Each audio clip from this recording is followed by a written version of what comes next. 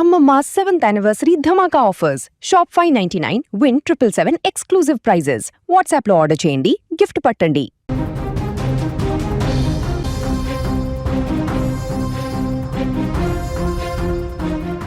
దేశ రాజధాని ఢిల్లీలోని ఒక కోర్టు జడ్జి ఆత్మహత్య చేసుకున్నటువంటి ఘటన కలకలం రేపుతుంది.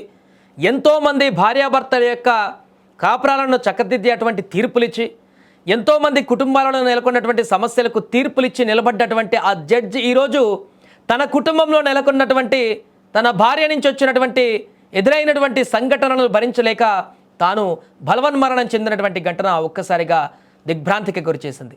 మరో 4 దశాబ్దాల పాటు ఎంతోమందికి న్యాయం చెప్పాల్సినటువంటి యంగ్ జడ్జ్ జీవితం అర్ధాంతరంగా ఆగిపోవడం కలవరపెడుతుంది.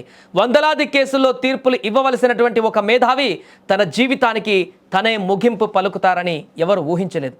ఢిల్లీలో ఒక జిల్లా కోర్టు జడ్జి ఆత్మహత్య చేసుకోవడం ఇప్పుడు దేశవ్యాప్తంగా సంచలనం రేపుతుంది.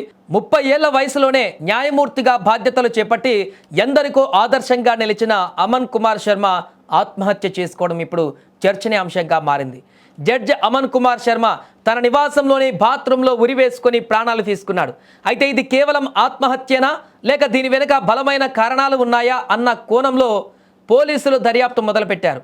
అయితే అమన్ కుమార్ శర్మ భార్య కూడా ఒక న్యాయాధికారి కావడం ఇక్కడ గమనార్హం.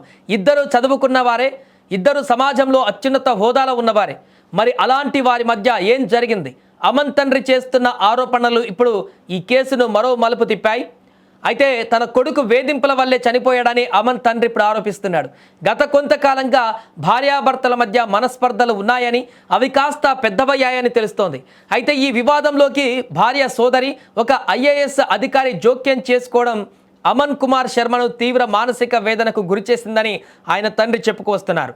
ఇక ఈ కేసును ప్రతిష్టాత్మకంగా తీసుకున్న పోలీసులు యంగ్ న్యాయవాది మృతికి కారణాలపైన ఇప్పుడు దర్యాప్తు చేస్తున్నారు. సామాన్యులకు న్యాయం జరిగితే కోర్టులున్నాయి, కానీ కోర్టులో కూర్చునేటువంటి న్యాయమూర్తికి అన్యాయం జరిగితే తన ఇంట్లోనే తను పరాయివాడై వేధింపులకు గురైతే ఆ బాధ వర్ణాతీతం.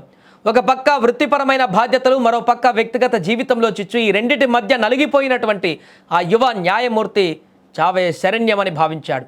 న్యాయం చెప్పాల్సిన న్యాయమూర్తే ఇలా ప్రాణాలు తీసుకోవడం దేనికి సంకేతం? ఒత్తిడి అనేది కేవలం సామాన్యులకే కాదు, అత్యున్నత పదవుల్లో ఉన్నటువంటి వారిని కూడా దహించి వేస్తుందని ఈ ఘటన నిరూపిస్తుంది. చట్టంపై పూర్తి అవగాహన ఉన్న వ్యక్తి తన సమస్యకు చట్టపరంగా పరిష్కారం వెతుక్కోకుండా ప్రాణం తీసుకోవడమే పరిష్కారం అనుకున్నారంటే ఆయన అనుభవించినటువంటి నరకం ఎంతటితో అర్థం చేసుకోవచ్చు. ఏది ఏమైనా యంగ్ జడ్జ్ అమన్ మృతితో స్థానికంగా విషాద ఛాయలు అలుముకున్నాయి.